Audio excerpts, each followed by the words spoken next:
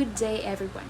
For today, we will be talking about the Chapter 7 of Business Finance titled Sources and Uses of Short-Term and Long-Term Funds. So this chapter is divided into 3 lessons. The first lesson is the debt and equity financing. The second lesson talks about the sources and uses of short-term and long-term funds. The last lesson is the duties of the borrower to the creditor. Each chapter comes along with its own objective to ensure that the students will really gain knowledge during and after the learning process. So here are the objectives for this chapter. First is to identify the different sources of short-term and long-term financing. The second is differentiate the debt financing from equity financing.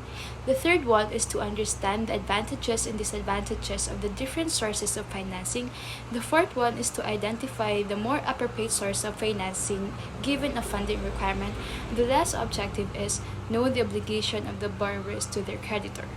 Moving forward to the lesson proper, we will talk about first the lesson 1, which is the debt and equity financing.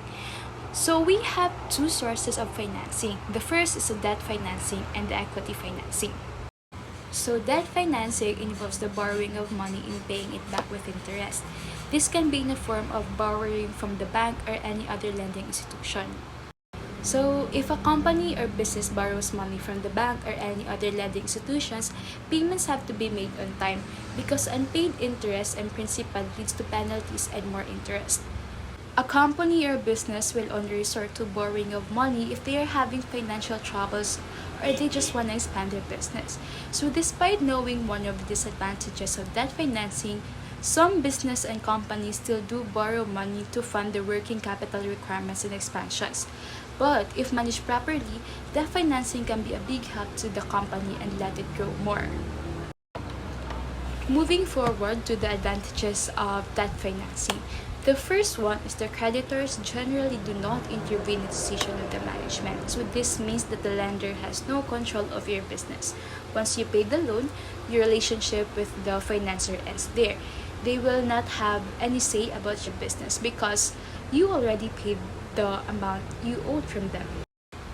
The second advantage of debt financing is interest expenses deductible.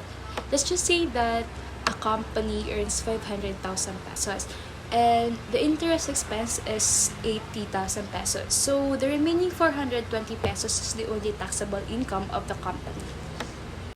And the last advantage of debt financing is debt financing allows the company to grow without diluting the interest of the controlling stockholders. So it means that the company can still grow even in debt financing because the loan from the controlling stockholders will not fluctuate because it is fixed. So debt financing comes also with a downside. It says here that debt is bet on your future ability to pay back the loan. This generates a contractual obligation for the borrower to pay the principal and interest. So this means that whether your business does well or not, debt has to be paid. One-time payment is essential because unpaid principal interest will lead to penalties and higher interest payments. So this simply means that if daw kang makabayad on time hit iyong loan, magtitikad ako laini which will make your company suffer even more. So make sure na makakabayad on time to avoid these penalties and higher interests. So after discussion of debt financing, we will now move forward to equity financing. So it says here, equity financing involves selling a portion of a company's equity in return for capital. Equity financing is the safest source of financing for a company because it does not require any mandatory payments of dividends. So unlike the debt equity in where you have to borrow money from the bank or any other lending institution, here in equity financing, you will let someone buy a portion of your company.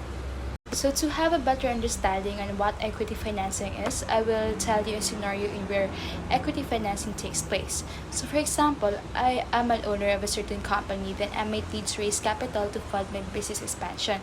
So I decided to give up 10% of my company's ownership to someone who is willing to buy that portion. So if that person already bought the part of my company, it means that he or she owns my company as well, but only a percentage of it. So it means also that he or she has a say in everything or any activity I do inside my company. So this is what we call as equity financing. You share a part of your company in return as a capital. So here are the disadvantages of equity financing. First is, in order to gain funding, you will have to give the investors a percentage of your company. The second is cash dividends will depend on how well the company is doing, so cash dividends are not guaranteed.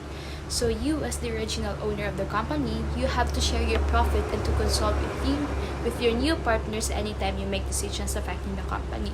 Syempre, they also own a portion of your company. They deserve to know whatever going on in your company and the activities that may affect the company since they invest in your business. So this kind of financing is considered as high risk, high reward. If the company does well, it will provide high dividends. But if a company collapses, the investors will not get their investment back. So to sum up the discussion in debt financing and equity financing, here's a summary of the discussion.